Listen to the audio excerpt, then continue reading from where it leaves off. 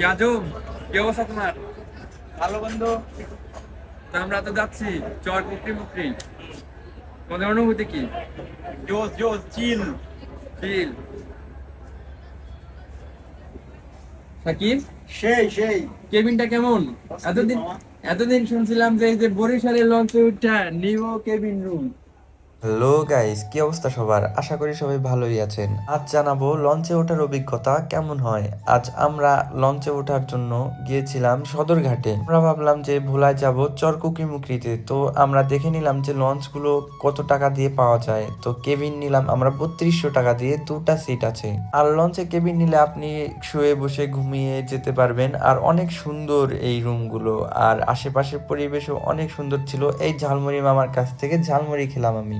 ঢাকা সদরঘাটের পরিস্থিতি দেখুন, আশেপাশে অনেক সুন্দর লাগছে। আর এই ছোট্ট ছেলেটিও ঝালমুড়ি কিনছে, আর আমি আশেপাশের পরিবেশগুলো দেখছিলাম। আমার প্রথমেই লঞ্চে যাওয়ার অভিজ্ঞতা, বাট খুবই সুন্দর ছিল। আর আমি আশেপাশের পরিবেশও দেখছিলাম। এটা হলো সদরঘাট। সদরঘাটে অনেক মানুষ আসে। ধন্যবাদ সবাইকে।